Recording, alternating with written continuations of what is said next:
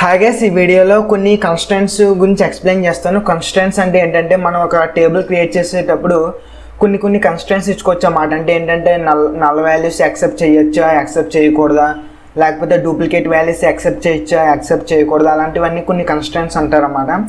So మనకి already two constants already మీకు చెప్పాను. అవి ఏంటంటే primary key and foreign key. So ఈ రెండు కీస్ చాలా ఇంపార్టెంట్, ఇంటర్వ్యూస్లో ఎక్కువ అడుగుతుంటారు. అట్ ద సేమ్ టైం మనం రిలేషనల్గా మనకి టేబుల్స్ క్రియేట్ చేయాలంటే ఆ రెండు కీస్ చాలా ఇంపార్టెంట్. సో ఆల్రెడీ మనం primary key and foreign key నేర్చుకున్నాం కదా. సో ఈ వీడియోలో not null and unique and check constraint అని చెప్పి మొత్తం ఈ 3 కన్స్ట్రెయింట్స్ ఎక్స్ప్లెయిన్ చేస్తాను. సో నాట్ నల్ అంటే ఏంటంటే ఒక పర్టికులర్ కాలం అనేది నల్ వాల్యూస్ని యాక్సెప్ట్ చేయొచ్చా చేయకూడదా అనేది ఈ నాట్ నల్ అనే కన్స్ట్రెయింట్ యూజ్ చేసుకుని చేస్తాము. అలాగే యూనిక్ కన్స్ట్రెయింట్ అంటే ఏంటంటే ఒక పర్టికులర్ కాలం అనేది యూనిక్ వాల్యూస్ అంటే డూప్లికేట్ వాల్యూస్ యాక్సెప్ట్ చేయకూడదు అన్నప్పుడు మనం యూనిక్ అనే కన్స్ట్రెయింట్ని వాడతాము.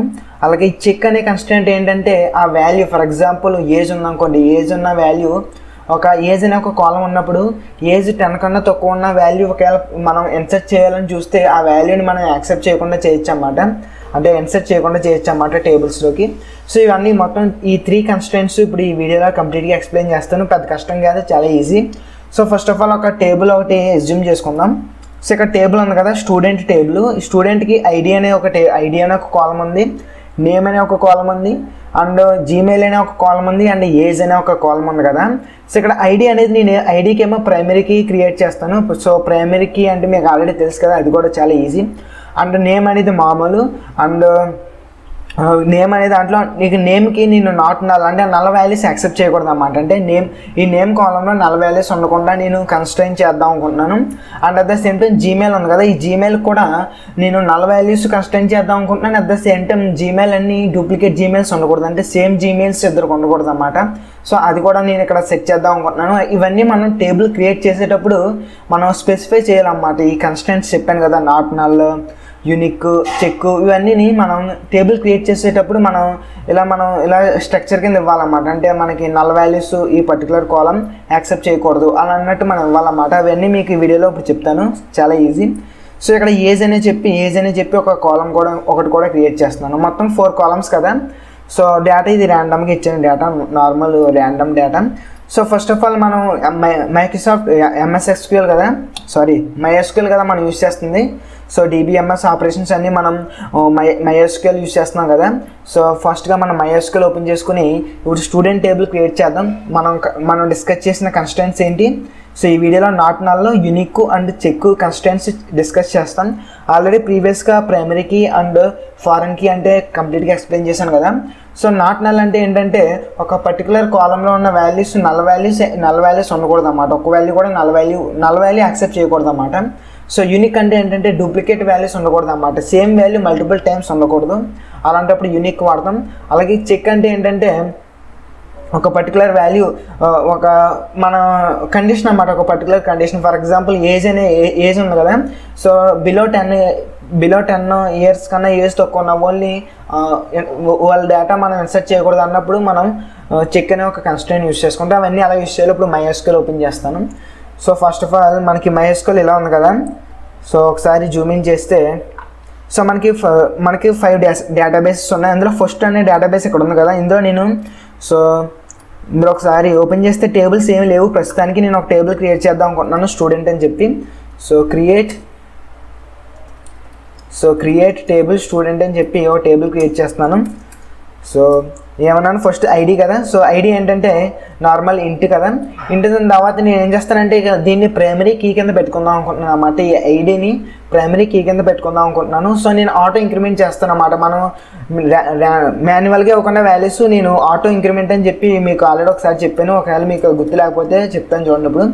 సో మనకి ఆటో ఇంక్రిమెంట్ అంటే ఏంటంటే మనకి వాల్యూస్ మనం ఇవ్వనవసరం లేదు, ఆటోమేటిక్గా 1 నుంచి స్టార్ట్ అయిపోయి 1, 2, 3 అని చెప్పి అలా ఆటోమేటిక్గా అదే ఇంక్రిమెంట్ అయిపోద్ది అన్నమాట వాల్యూస్. సో ఆటో ఇంక్రిమెంట్ ఒకటి ఇచ్చాను కదా. సో దాని తర్వాత ఇప్పుడు ఏంటంటే నేమ్ అని చెప్పి నేమ్ ఏంటి వార్కర్ 30 కదా. సో నేమ్ అనేది నాకు నల్ ఉండకూడదు అన్నప్పుడు నేను ఏం చేస్తానంటే నాట్ నల్ అని చెప్పి ఇక్కడ స్పెసిఫై చేస్తాను అన్నమాట, నాట్ నల్.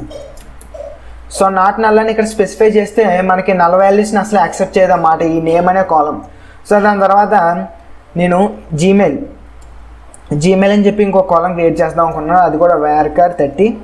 సో varchar 30 తర్వాత ఇది కూడా నాట్ నల్లే, అంటే నల్ వాల్యూస్ని యాక్సెప్ట్ చేయదు. సో నల్ వాల్యూస్ని యాక్సెప్ట్ చేయదు అన్నమాట.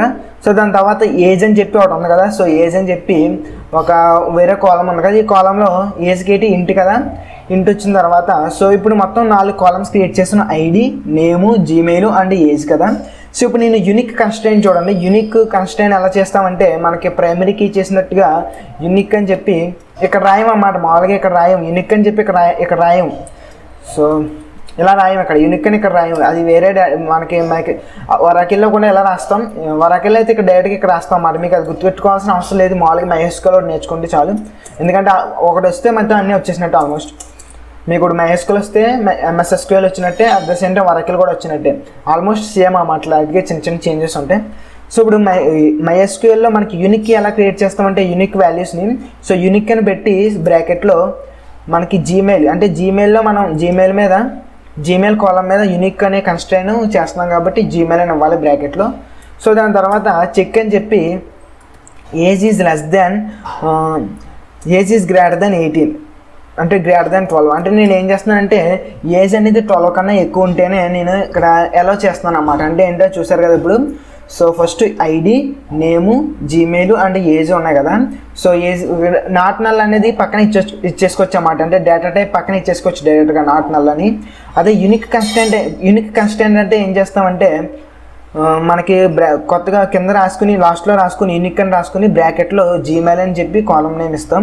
And at the same time check constant అంటే ఏం చేస్తామంటే లాస్ట్లో చెక్ అని చెప్పి మనం ఏ కాలం మీద అయితే ఇవ్వాలనుకున్నా ఆ కాలం మీద ఇచ్చి దాని తర్వాత కండిషన్ ఇచ్చుకుంటాం అన్నమాట. మొత్తం 3 types ఆఫ్ కన్స్టెంట్స్ చెప్పాను కదా. ఒకటి ఏంటి నాట్ నల్, ఇంకోటి ఏంటి యూనిక్, ఇంకోటి ఏంటి చెక్. ఇప్పుడు నేను ఏమన్నాను, ఐడి నేను ప్రైమరీ కీ కింద తీసుకుందాం అనుకుంటున్నాను కాబట్టి నేను ఇక్కడ ఏం చేస్తానంటే ఇక్కడ కామా పెట్టి ప్రైమరీ కీ.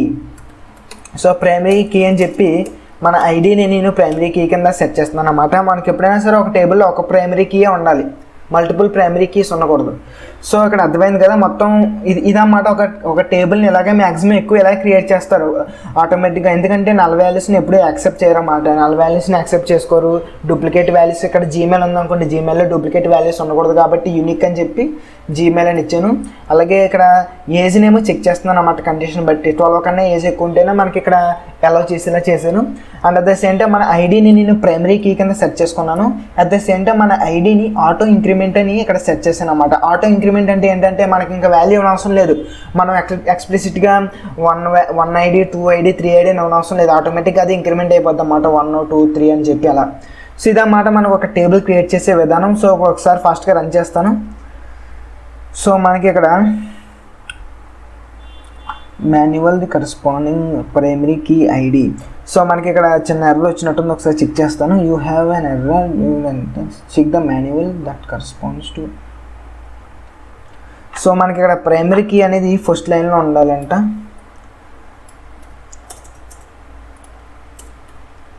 సో ఒకసారి రన్ చేద్దాం.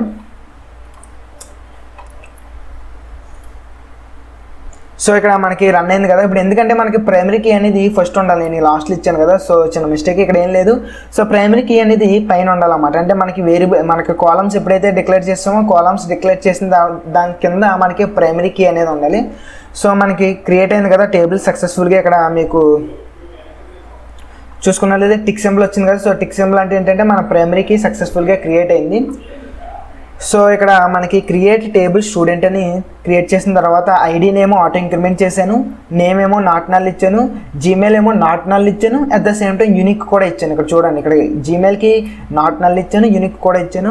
అలాగే మన ఐడిని ప్రైమరీ కీ అనుకున్నాను. అండ్ మనకి ఏజ్కి ఏమో 12 కన్నా ఎక్కువ ఉంటేనే అలౌ చేసేలాగా ఇక్కడ చెక్ చేశాను. సో ఇదన్నమాట మొత్తం ఒక టేబుల్ క్రియేట్ చేసే విధానం. ఇప్పుడు డేటా ఇన్సర్ట్ చేద్దాం మన టేబుల్లోకి. సో ఐడి, నేము, జీమెయిల్, ఏజ్ కదా, డేటా ఇన్సర్ట్ చేద్దాం. ఇన్సర్ట్ ఇంటూ టేబుల్ నేమ్ ఏంటి, స్టూడెంట్ కదా. సో స్టూడెంట్ తర్వాత ఇప్పుడు ఐడి అవసరం లేదు, ఐడికి వాల్యూ ప్రత్యేకంగా అవసరం లేదు కాబట్టి డైరెక్ట్ నేమ్కి, జీమెయిల్కి అండ్ ఏజ్కి వాల్యూలు ఇవ్వాలి కదా. సో వాల్యూస్ అని చెప్పి ఫస్ట్ వాల్యూ నేమ్ ఏంటంటే స్టూడెంట్ 1 అండ్ జీమెయిల్ కదా. ఇప్పుడు మెయిల్ ఏంటంటే mail1@gmail.com.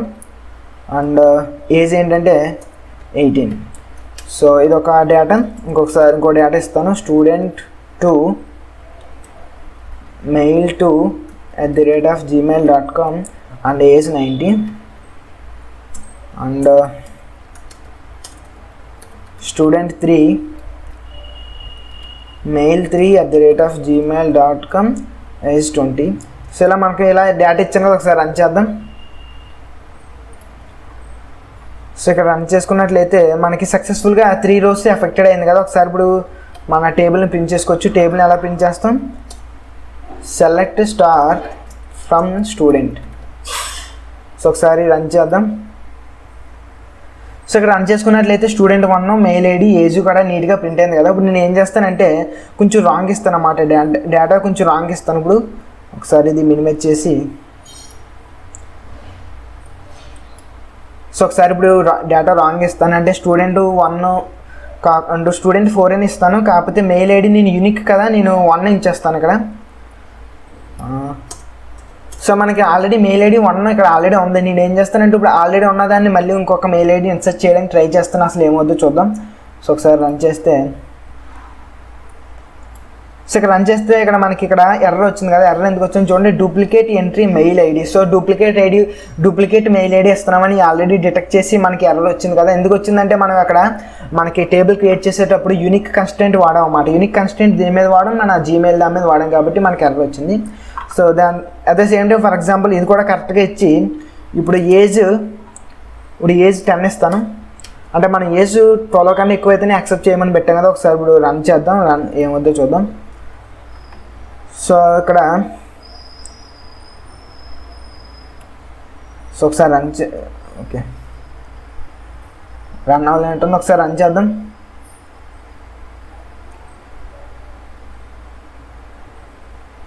రన్ అవుతుంది, ఇంకా బ్యాక్గ్రౌండ్లో రన్ అవుతున్నట్టుంది.